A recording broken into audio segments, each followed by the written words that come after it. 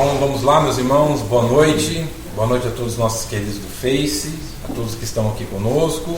Deus abençoe a vida de cada um. Nós vamos então dar continuidade ao nosso estudo agora na carta de Paulo aos Gálatas. Então nós estamos estudando Gálatas, começamos semana passada. Eu espero que vocês tenham lido Gálatas, é importante que tenham lido. Leu Gálatas? Ah, que bom, então alguém pelo menos leu. Então vamos lá, Gálatas. Semana passada eu dei uma aula introdutória sobre Gálatas, dizendo que esta é a única carta em que Paulo não dirige nem a uma pessoa e nem a uma igreja. Ele escreve essa carta dirigindo a um grupo de igrejas que ficavam na Galácia, na região da Galácia, e era um grupo de algumas igrejas, e ao invés dele escrever uma por uma, ele faz uma carta só e endereça essa carta, manda essa carta para todos. Então, essa carta é a única carta de Paulo que não é dirigida nem a uma pessoa e nem a uma igreja particularmente. Ela é endereçada a um grupo de igrejas.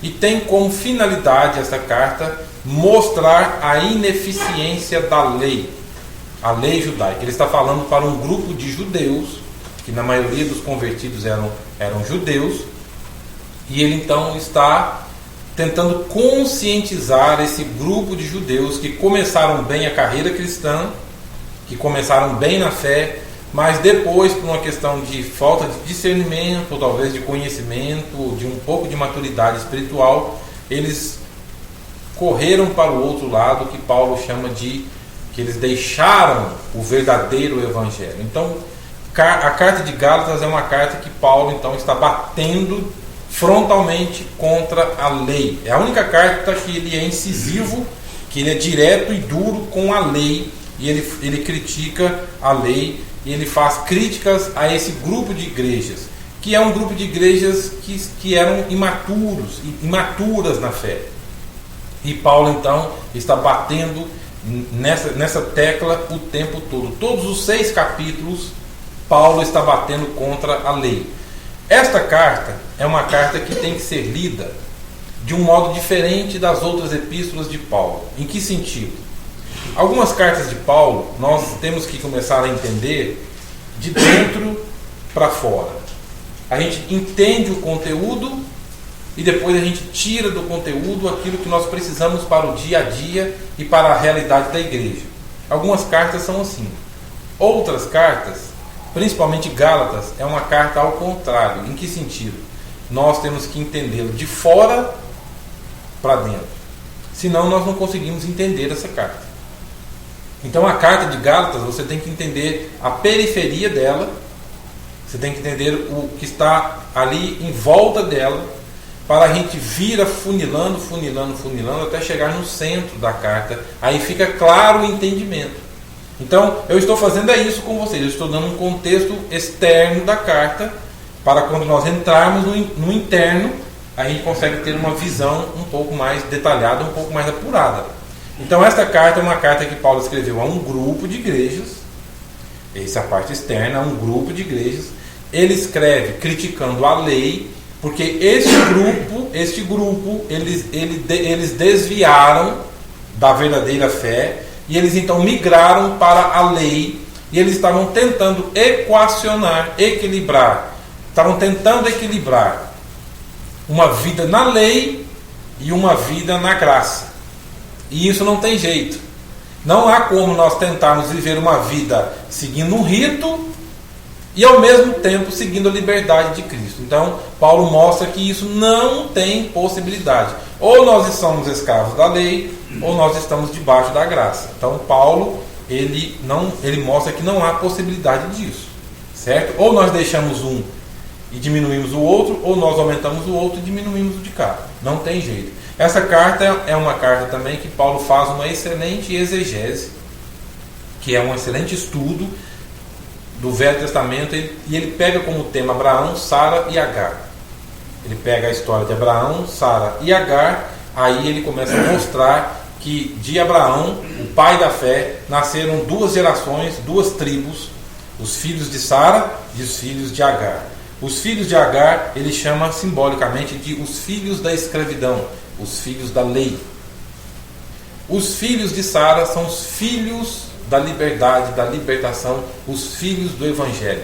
Então, quando você estuda Gálatas, você tem que ter em mente que Paulo então está tentando mostrar para a igreja de Gálatas, da Galácia, ele estava tentando mostrar a importância do Evangelho, puro e simples, do Evangelho da graça, e a ineficiência, a impotência da lei. Então, por isso que você, todas as vezes que você lê Gálatas, tenha em mente que Paulo está batendo de frente com a lei. E ele não está amaciando em nenhum momento, ele está batendo de frente com a lei. E o capítulo 1 e o capítulo 2, ele está defendendo o seu apostolado. Ele está defendendo o seu apostolado e ele está defendendo a sua vocação apostólica. A palavra apóstolo significa enviado. Porque alguns judeus estavam questionando o apostolado de Paulo porque ele não estava com os 12. Por ele não ter tido, por ele não ter andado entre os 12 e ter andado com Cristo e ter sido vocacionado, eles estavam questionando o apostolado dele. Então o capítulo 1 e o capítulo 2 ele reserva para poder defender o seu apostolado. Tanto é que no capítulo 1, no versículo 1, nós vimos semana passada, ele diz assim, capítulo 1, versículo 1, ele diz: Paulo, apóstolo, certo?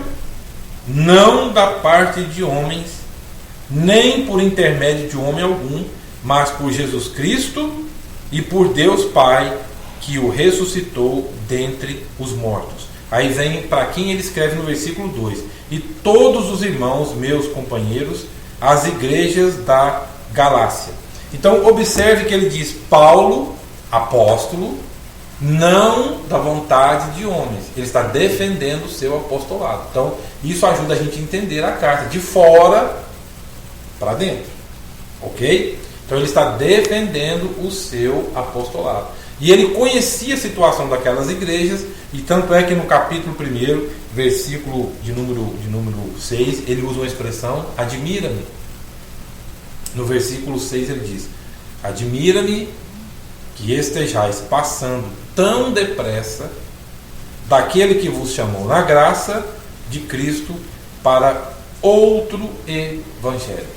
Esse outro evangelho a quem ele chama de lei. Ele está dizendo o outro evangelho, ele chama de lei. Admira-me que estejais passando tão depressa do verdadeiro evangelho para outro evangelho. Aí ele usa de uma hipérbole que é um exagero. Ele diz: ainda que venha um anjo anunciando outro evangelho, a mesmo que eu ou outro anjo apareça e anuncie, tem que ser anátema, tem que ser excomungado, tem que ser excluído, não pode aceitar isso. E eles haviam aceitado esta imposição da lei, a circuncisão, os ritos, as festas, aquela questão das carnes sacrificadas a ídolo, das ofertas, da ida ao templo. Eles importaram tudo de novo e estavam tentando encaixar isso com a lei e com o evangelho. E Paulo diz: admira-me que estejais passando tão depressa para o outro evangelho. Então esta carta é uma carta de repreensão, é uma carta de confronto que Paulo estava fazendo. E no capítulo 3, no capítulo 5, Paulo volta a fazer uma outra crítica a esta igreja. No capítulo 5, ele diz assim, versículo 6. Aliás, no capítulo 5, versículo 1, vamos ler a partir do versículo 1, para vocês entenderem o que ele está dizendo. Capítulo 5, versículo 1. Para a liberdade foi que Cristo nos libertou. Nos libertou do quê? Da lei. Certo? Permanecei, pois, firmes e não vos submetais de novo a julgo de escravidão. Então ele está dizendo: foi para a liberdade que Cristo nos libertou. Nós não precisamos de lei. O Evangelho nos liberta dessas coisas. Então Paulo está dizendo isso. No versículo 6 ele diz: porque em Cristo Jesus, preste atenção, em Cristo Jesus, nem a circuncisão, nem a incircuncisão tem valor algum, mas a fé que atua pelo amor. Aí ele faz uma crítica no versículo 7. Vós corrieis bem. Quem vos impediu de continuar a desobedecer à verdade?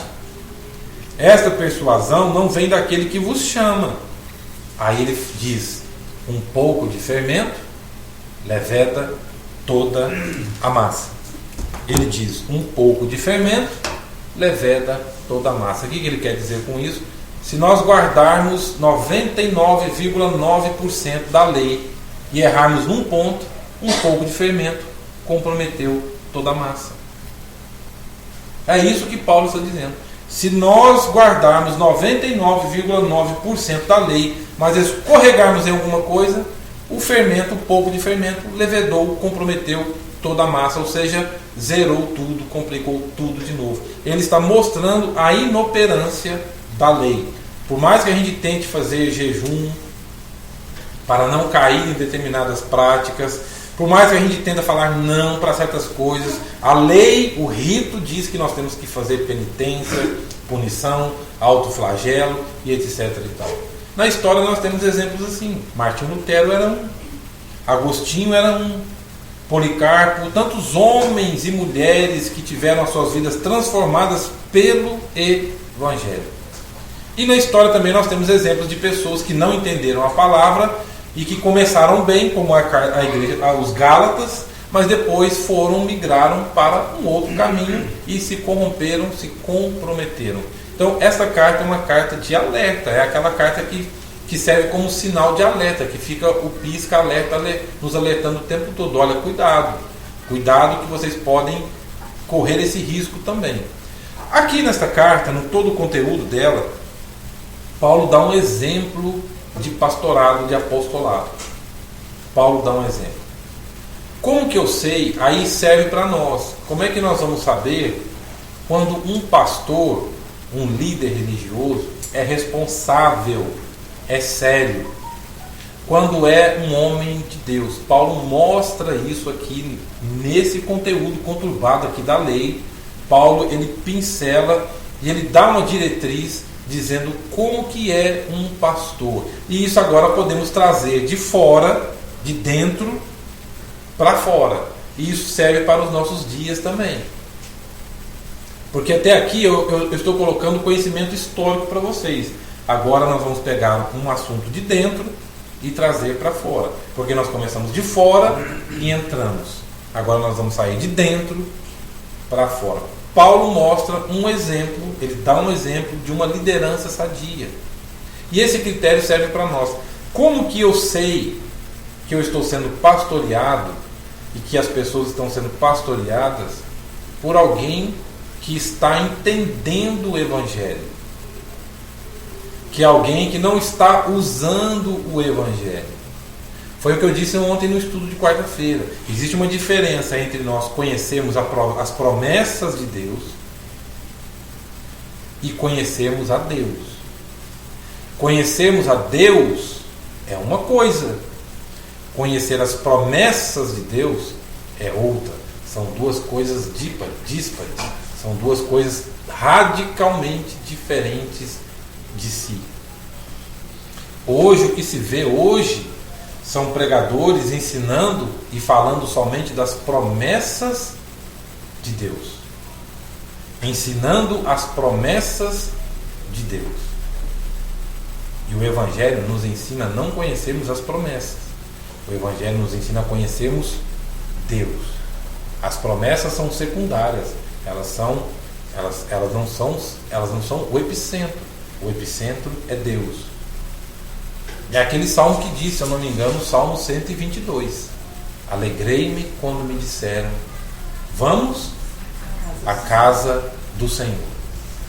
Pararam os nossos pés junto à tua porta, ó Jerusalém, cidade compacta.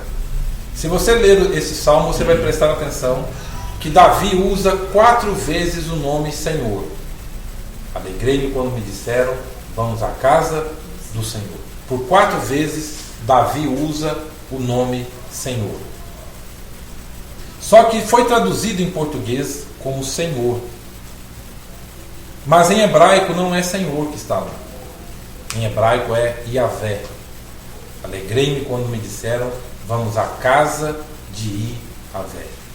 Yahvé é o único nome de Deus que fala do seu caráter, que fala da sua essência. O único nome que fala do caráter de Deus é Yahvé. Todos os outros nomes falam do que ele faz, das suas promessas, como por exemplo Jeová Rafá, que é o Deus que cura. Vai nascer a palavra Rafael ou Rafael, que é o Deus que cura. O El Shaddai, El Adonai, El Elohim são os nomes que falam das qualidades de Deus. Aí Davi disse, alegrei-me quando me disseram, vamos à casa de Yahvé. Por quê? Porque Yahvé, quando eles usavam o nome Yahvé, era para dizer da sua essência, da sua pessoa, não do que ele faz.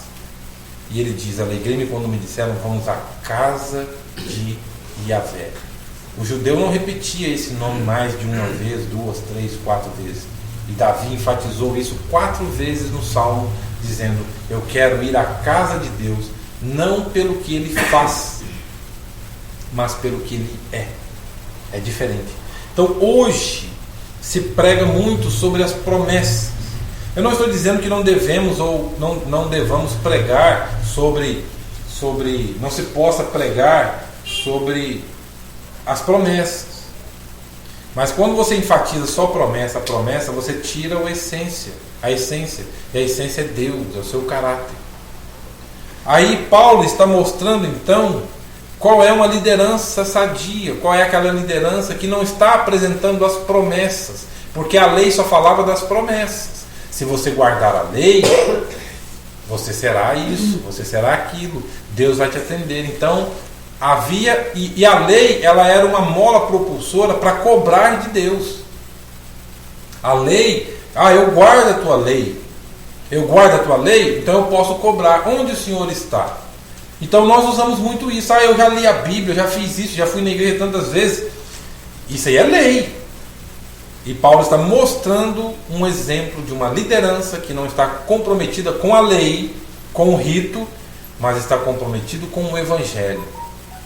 Então como que eu sei quando eu estou sendo liderado por alguém, pastoreado por alguém que está nivelado, alinhado no prumo, lembra do prumo? No prumo do Evangelho.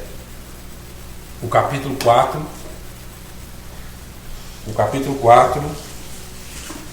o versículo 19, Paulo mostra um exemplo de uma liderança sadia. Isso serve para nós hoje. Aqueles irmãos que estão nos vendo online, preste atenção nisso também.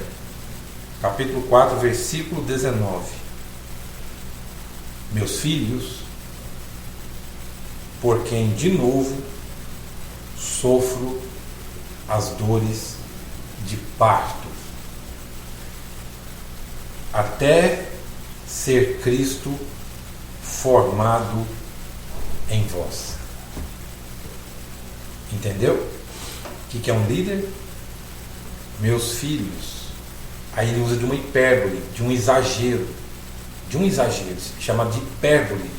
Quando a gente interpreta teologicamente, é chamado de exagero. É aquilo que é impossível de acontecer. Um homem sentir dores de parto.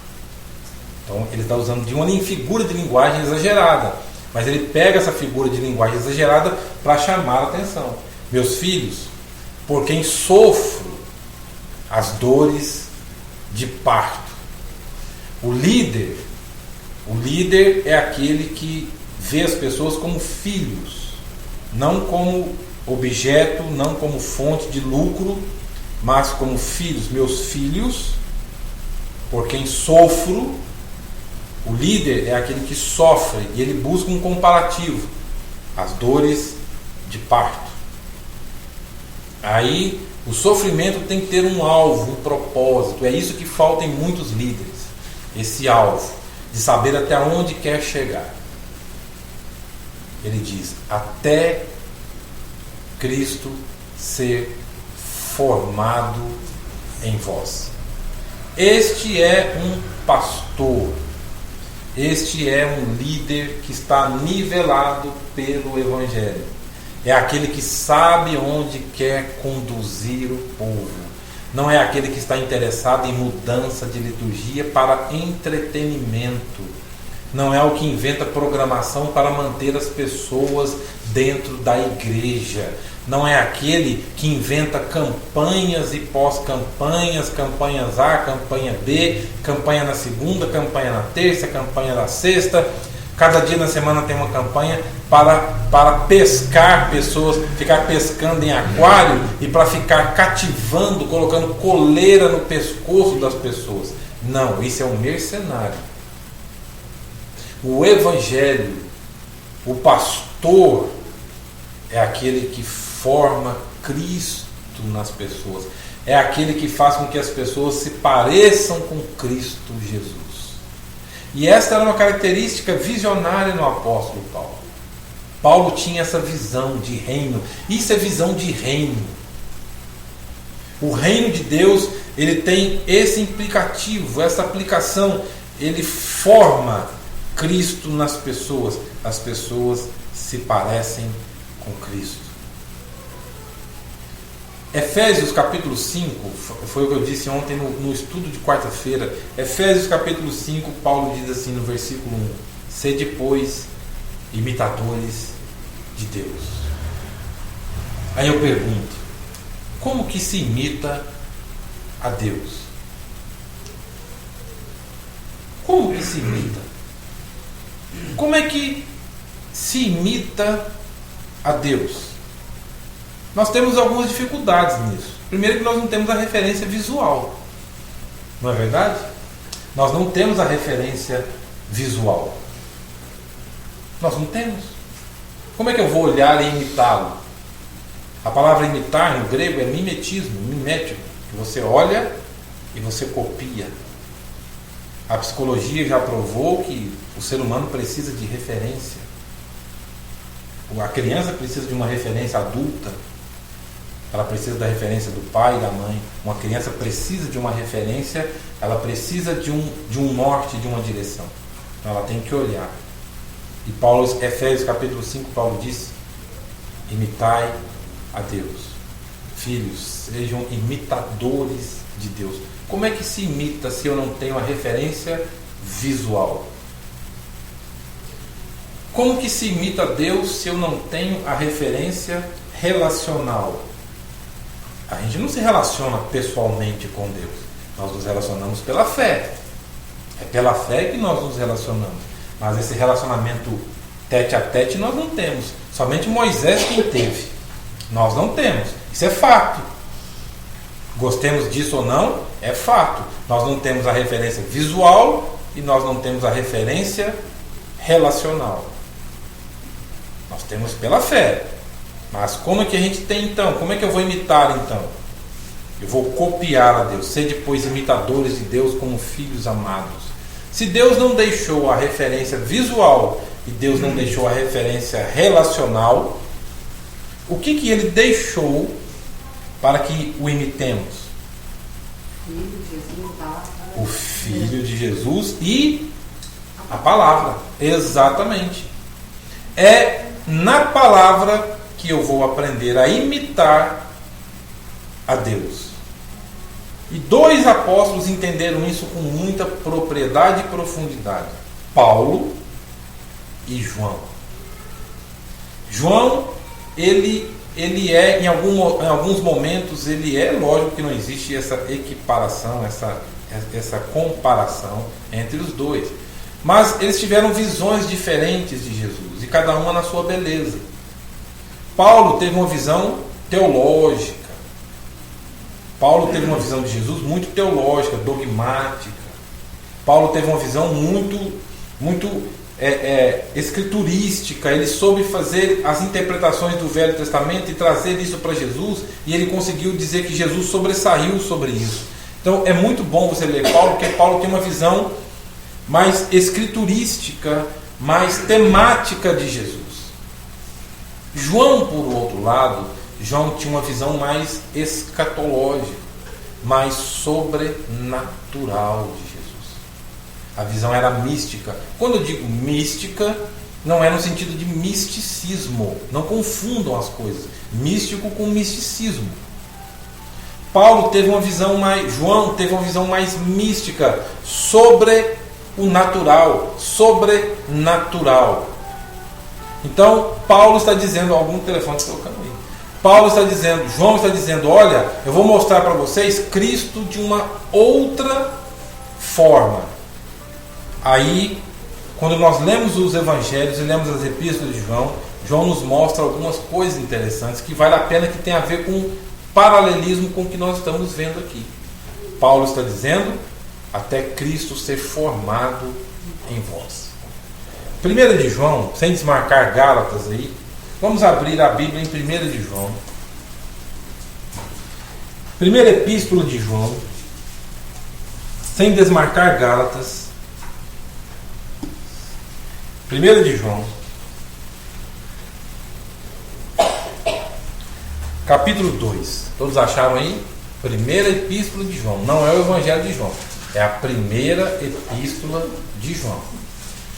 Não é o Evangelho de João. É a primeira epístola de João. Se estiver tendo dificuldade de achar, eu vou ler aqui. Então não precisa ficar desesperado. Eu vou ler aqui. Certo?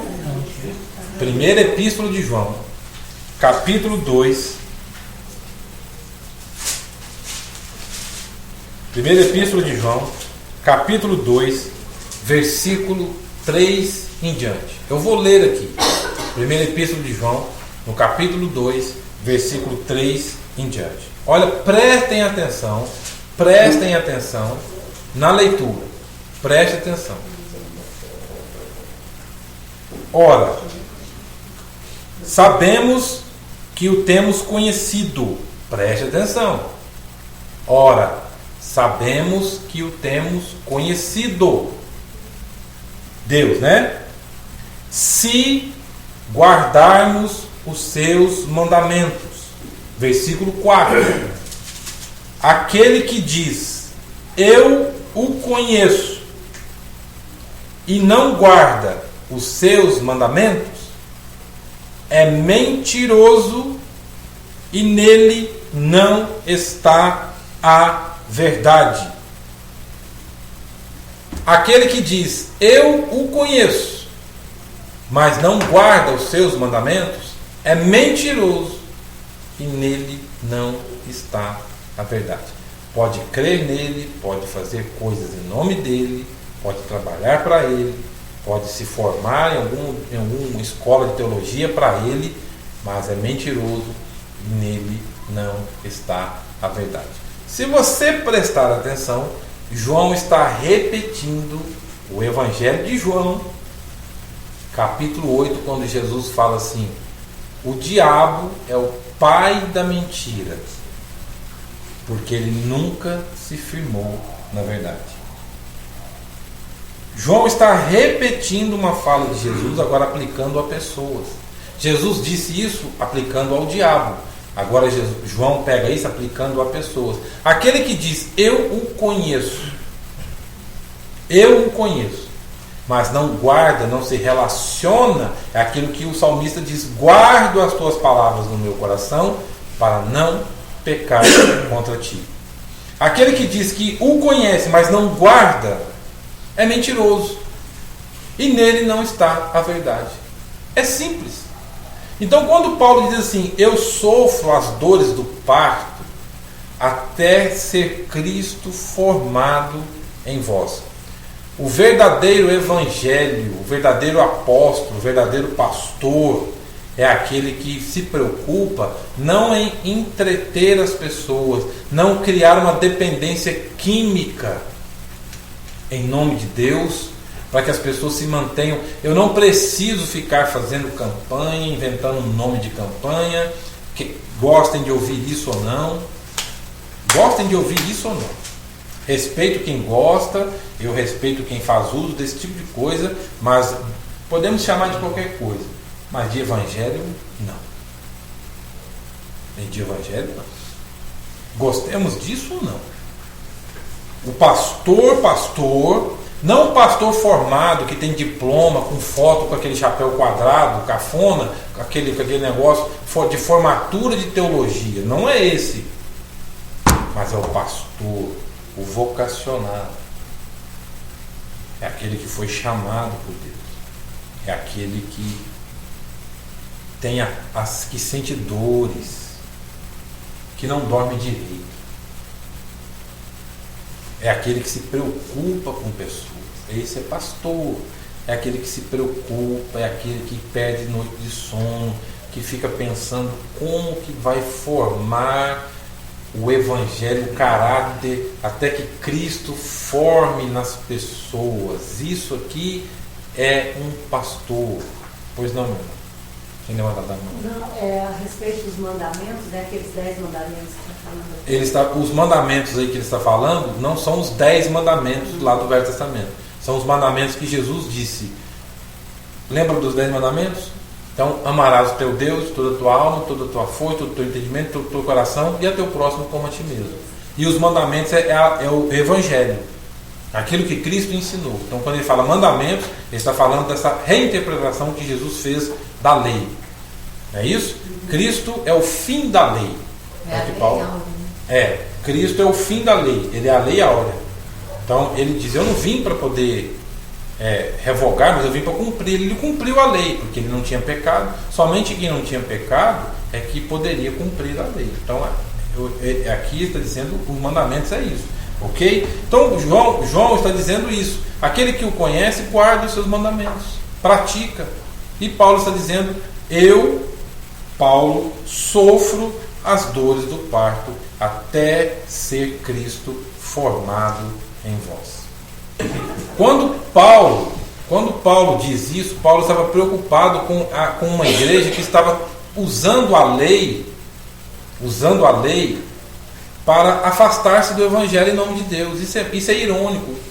E Paulo está dizendo, gente, foi para a liberdade que Cristo nos libertou. Nós não precisamos da lei, nós precisamos do Evangelho. É aquilo que Jesus disse, se o Filho vos libertar, verdadeiramente sereis livres. Aí, uma pessoa de mente pequena, estreita, uma pessoa de mente diminuta, pensa assim, então eu posso fazer qualquer coisa. Quem pensa isso não entendeu o Evangelho ainda. Então eu posso fazer isso, fazer aquilo. Quem pensa isso não entendeu. Então está numa cadeia. É uma cadeia mental. Quem pensa isso ainda está vivendo uma vida de cadeia mental. Então precisa da religião para se aprisionar. Precisa da religião para colocar coleira. Então não teve ainda o Evangelho internalizado. É aquilo que João disse, se não guardamos os seus mandamentos. É aquilo que Jesus falou para o gadareno, vai para a tua casa. Não precisa vir atrás de mim. Vai para a tua casa. Conta para os seus o que Deus te fez. Pronto. Aí Paulo está dizendo, até Cristo ser formado em vós. Semana que vem eu vou mostrar o comparativo que Paulo faz. Ele está dizendo, se você ver no capítulo, vamos voltar para Gálatas, Paulo ele fala sobre a inoperância da lei diante da natureza humana. Ele fala da inoperância da lei diante da natureza humana. A lei não consegue controlar um animal chamado carne, a nossa natureza humana. E ele busca um comparativo de dois gladiadores que lutam entre si. E ele diz assim, no capítulo 5, versículo 16. Preste atenção nesses dois, para você ver com quem que Paulo compara a natureza humana, que ele chama de carne. Naquela época não existia a expressão natureza humana. Eles usavam carne, mas é a nossa natureza humana. Ele diz no capítulo 5, versículo 16: digo, porém, andai no Espírito e jamais satisfareis a concupiscência, a inclinação, a vontade da carne.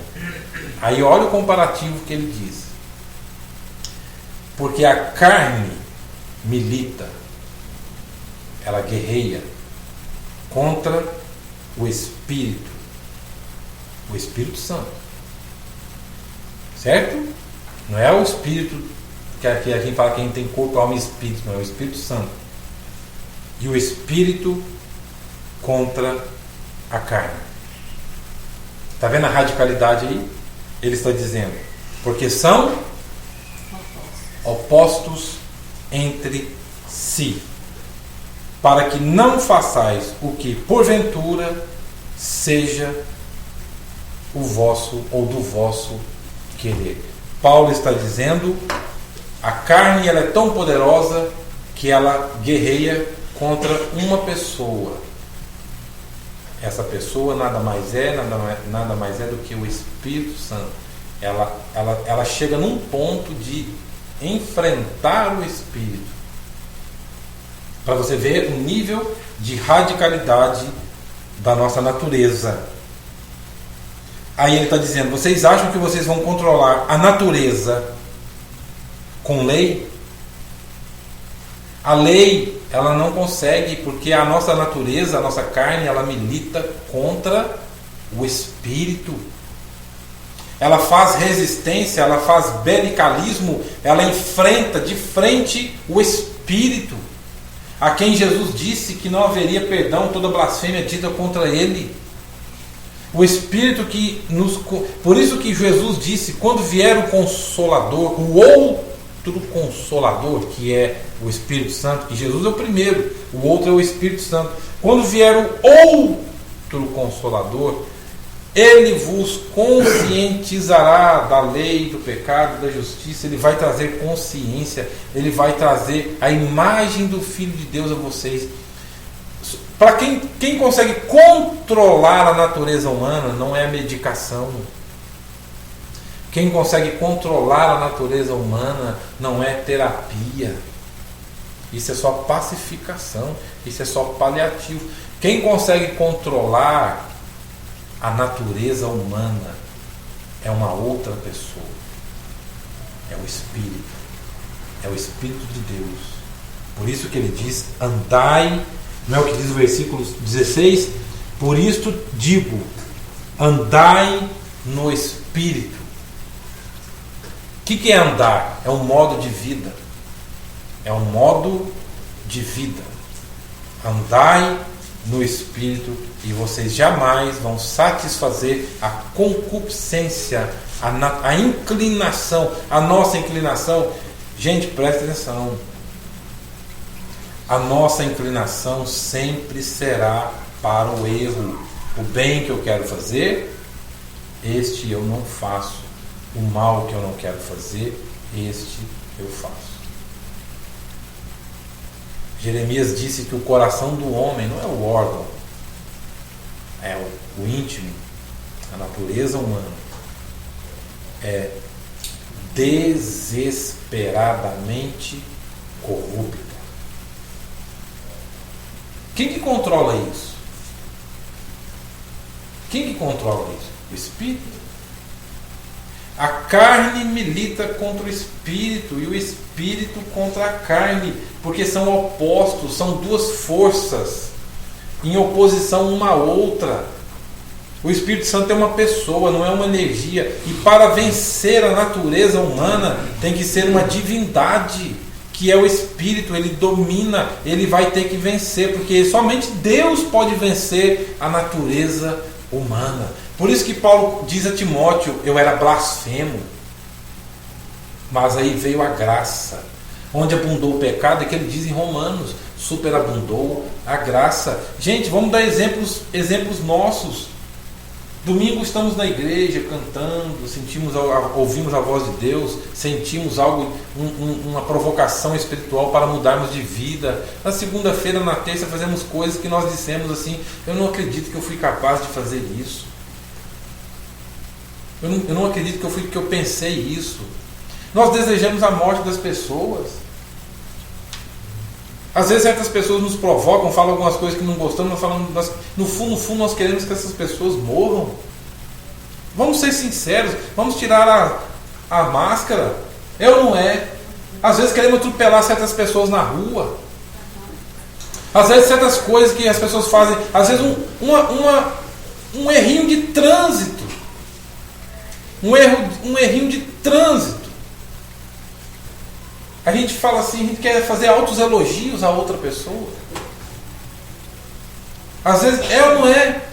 Esses dias para trás uma mulher me deu uma cortada no trânsito. Ela fez um negócio, não por ser mulher, estou dizendo mulher porque foi uma mulher, não tem nada a ver com questão.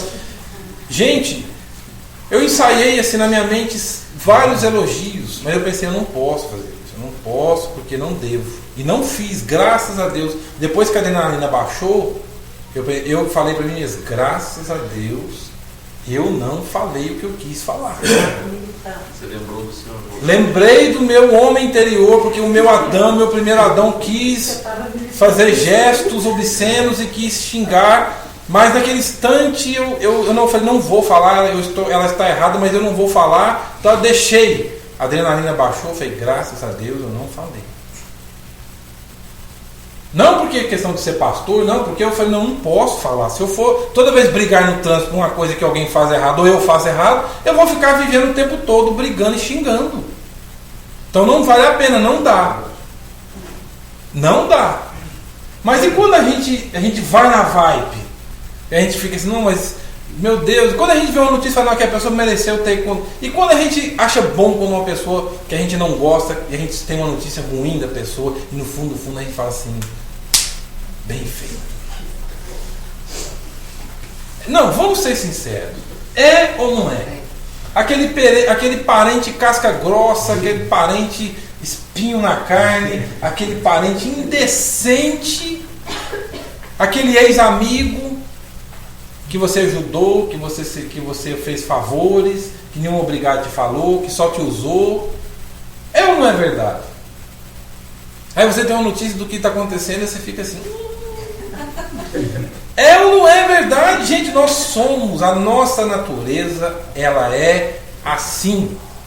Não adianta. Não adianta. Não adianta. Nós gostamos do mal feito. Não adianta. Nós gostamos do mal feito. Nós gostamos. Nós gostamos de rir das pessoas caindo. Nós achamos hoje é programa de televisão, pessoas caindo, dando com a cara na parede. Tem uns que são engraçados mesmo, mas nós gostamos.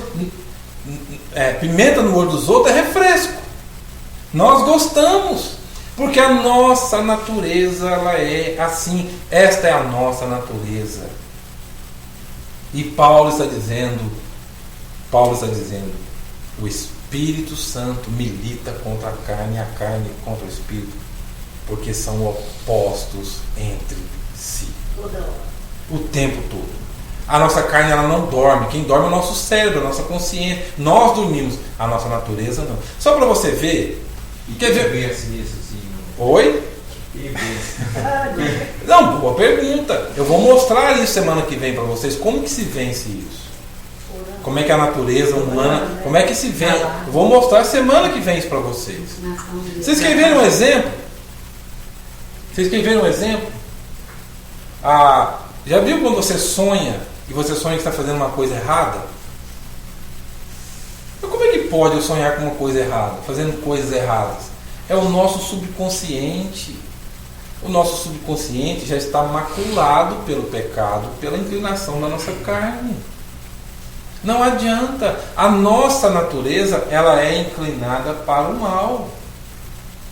E Paulo está dizendo, o Espírito milita contra a carne e a carne contra o Espírito, porque são opostos. É a mesma coisa que você pegar dois ímãs e vira um negativo com o negativo com o negativo para você ver se junta. Não vai. Tenta pegar dois ímãs e vira o contrário e tenta juntar os dois. Não vai, um empurra o outro. É o Espírito e a carne. A nossa natureza ela é inclinada para o mal. Não adianta, a nossa natureza ela é inclinada. Qualquer coisinha risca o fósforo e você tem gente que inflama, né? Não, Palavrinha atravessada, já vira um negócio e já parte para cima e para as cabeças e quer meter o cacete e quer discutir e não vai embora se ele levar desaforo para casa. Eu não aceito. E não dorme, tem gente que não dorme pensando, eu preciso dar uma resposta, eu preciso dar um gancho, eu preciso dar um contragolpe. Enquanto não faz aquilo que a Bíblia chama de vingança, não adianta. É a nossa natureza. A nossa natureza é assim. Mas pode melhorar, né? Claro, Pode melhorar. deve. Não só pode, mas como é possível e deve. Agora, e tem aqueles que não são de confronto, mas que sofrem por aquilo que recebem. Aí sofrem, choram, adoecem. É a mesma coisa, é a ira ao contrário. Ao invés de canalizar para o outro, canaliza para si próprio. Aí vem a diminuição. Eu não sirvo, eu não sei, eu não dou jeito, eu não dou conta. Aí começa, Mas isso aí a gente vai ver semana que vem, como é que se vence a natureza humana. Paulo dá um exemplo de pastor. É aquele que forma Cristo. E Paulo está mostrando a natureza. Paulo está dizendo, a natureza humana é assim. E ela é oposta, não é a lei. Ela vence a lei o tempo todo. Ela tenta vencer o espírito. Ela tenta vencer o espírito. A natureza humana é tão radical, agora no sentido de radicalidade, ela é tão radical que ela tenta vencer o espírito. Não é à toa que ele é chamado de santo. Espírito Santo. Porque nós somos profanos. Não parafraseando Tomás de Aquino, mas nós somos profanos. Nós queremos... Gente, se nós deixarmos, não vamos duvidar disso. Eles tentaram fazer Jesus pecar. A natureza humana tentou fazer Jesus pecar. Agora a gente entende por que Jesus assumiu a forma de homem. E diz a Bíblia que em todas as coisas ele foi tentado, mas sem pecado. A nossa natureza tentou convencê-lo do pecado. A nossa natureza. Lembra de Pedro? Para terminar, vou dar um exemplo de Pedro. Como é que a gente pode ir de um polo para outro em milésimos de segundo? Jesus perguntou, quem as pessoas dizem que eu sou? Uns dizem que o senhor é Elias. Outros dizem que o senhor é João Batista. Aí Jesus perguntou, e vocês? Quem vocês dizem que eu sou? Aí Pedro, imperativo, né? Pedro é o que sempre passava na frente das pessoas para responder. Não, tu és o Cristo, o Filho de Deus vivo. Tu és o Cristo. Aí Jesus disse, bem-aventurado és Barjonas, Simão Barjonas, porque não foi a carne e o sangue que te revelou, mas Deus que está no céu. Pedro encheu o peito. Acertei. Foi Deus, aí tá vendo? Aí Jesus disse, eu vou para a cruz. Aí no mesmo instante Jesus, não, de jeito nenhum. De jeito nenhum o senhor vai para a cruz, de maneira nenhuma. Arreda Satanás. Está vendo? Polo. A mesma natureza que disse, tu és o Cristo, o Filho do Deus vivo. Aí ele diz, vou para a cruz. Não, o senhor não vai para a cruz, não, vou deixar não. Arreda Satanás. De um lado estava Deus falando, do outro já era Satanás.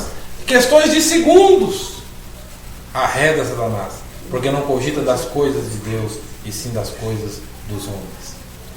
Jesus havia acabado de dizer, foi Deus que te revelou. O cara já foi ouvindo a voz do Satanás do outro lado. Para você ver como é que é a natureza humana. Aí Jesus disse, vamos orar, vamos ficar ali em vigília, porque está chegando a hora do Filho do Homem se levantar e vencer, não é isso? Eles todos dormindo, etc e tal, todo mundo aí dormindo. Aí chegam os soldados, Pedro, para variar, pega uma espada e arranca a orelha de Malco. Aí Jesus teve que ir lá e colar a orelha do cara de novo. Foi lá e pôs a orelha. Engraçado que isso é um negócio interessante, né? Eu não sabia disso. Se você corta essa parte aqui, ela dá problemas depois. Eu sei disso porque uma vez esses meninos da igreja assim, que ficam comportados na hora do culto, né, que ficam comportados na hora do culto, eles ficam brincando, e teve um que fechou a porta na orelha do outro e abriu esse negócio aqui. Como é que chama isso aqui? Cartilagem. Aí o médico teve que levar urgente para o médico falou, não, se não cicatrizar corretamente vai dar problemas de audição futuramente. Eu não sabia. E Pedro foi lá e arrancou a orelha do cara. Arrancou. Jesus teve que ir lá e colocou. E Jesus falou, Pedro, quem pela espada fere, pela espada será ferido. Pedro, quem pela espada fere, para você ver como é que é a natureza. O que a natureza humana disse para Jesus? Desce daí. Se você descer daí, nós creremos em ti. Desce daí. Porque se o Senhor descer daí, nós creremos em ti. Isso é a natureza humana. Isso é a natureza. Eles haviam acabado de estar com Jesus no Monte da Transfiguração. No Monte da Transfiguração. Aparece Moisés e Elias. E o rosto de Jesus transforma e desce uma nuvem, e dessa nuvem Deus fala mais uma vez: este é meu filho amado, em quem me comprazo. Aí estavam lá Pedro com Jesus, com Moisés e Elias. Aí Jesus fala assim: vocês não podem contar o que vocês viram aqui, somente para 3, só 3 que viram. Vocês não podem contar para os outros até a minha morte. E eles tiveram que esperar 3 anos, doido para contar, aquela fofoca danada, eu preciso contar. E eles não podiam contar e não contaram. Aí desce do Monte da Transfiguração. E está aquele povo lá embaixo, expulsando demônios, não estavam dando conta. Aí um lá tem uma ideia brilhante, um discípulo tem uma ideia brilhante: vamos orar, pedir fogo que cai aqui, queima esse povo, vamos acabar com isso aqui tudo. E os eles estão expulsando demônio, vamos expulsá-los. Discípulo, hein? Acabaram de sair da transfiguração. E Jesus disse: quem não ajunta, espalha. Se não é por mim, é contra mim. Eles estão contra mim? Não deixo. Os apóstolos já queriam pôr fogo, queimar, né? Já queriam pôr fogo. Vamos orar pedindo fogo. Já queriam queimar todo mundo, esparramar com todo mundo. Jesus disse: não, quem não ajunta, quem não espalha, junta. Quem não espalha, junta. Então eles estão juntando, não preocupe não. Já queriam colocar ordem na casa. Isso é coisa da natureza humana. Isso é coisa da natureza humana. Porque milita contra o espírito e o espírito contra a carne. Semana que vem nós vamos ver como que se controla isso. Como que se controla isso. Aí nós vamos ver na carta de Gálatas como que se controla a natureza humana. Como que se controla. Mas isso fica para a semana que vem. Qual capítulo você vai falar? Eu estou falando de toda, né? Na carta toda. Pois é, mas qual é o seu... Olha, você pode ler o capítulo 5 e o capítulo 6. Né? Então nós estamos estudando a carta toda. Vamos colocar de pé e vamos orar. E foi o discípulo do amor que falou isso, né? Para botar fogo. Para vocês verem. João. E não foi Pedro, né? Foi João, o apóstolo do amor. Apóstolo aquele que do deitava amor. do lado de Jesus, do ombro. Né? Foi a mãe deles que disse, né? Põe um do lado direito e do lado esquerdo, para você ver como é que é a natureza. E foi um deles que perguntou para Jesus, né? A pergunta mais idiota para mim que fizeram para Jesus: quem é o maior no reino do Senhor? Olha para você ver, Carlos, aonde vai a natureza humana. Estavam todos lá com Jesus, o cara olhando para Jesus pregando e pensando assim: quem que é o maior? Cansado de madeira. Nossa, quem será? Cara, vou perguntar. Poder. Né? Vou perguntar. Quem sabe não será eu? Né? A pergunta, velho. O cara, além de pensar, eu vou perguntar: mestre, quem é o maior no reino? Ele levou uma lambada, né? Podia ter ido embora sem aquela. O maior é aquele que serve. Como uma criança, pega uma criança: esse aqui é o maior no reino, é aquele que serve. Cabeça baixa lá, talvez, pensando. Não perguntou mais nada durante o dia também. Uma pergunta dessa. A natureza humana é assim. Nós somos assim. Então nós precisamos aprender a nos conhecer. É o que Sócrates dizia: conheça a ti mesmo. Conheça a ti mesmo. Então quando nós conhecemos a nós mesmos, fica fácil de tentar entender quem somos. Aí semana que vem eu respondo isso. Como é que se controla isso? Como que se controla? Gálatas nos ensina como, Paulo nos ensina.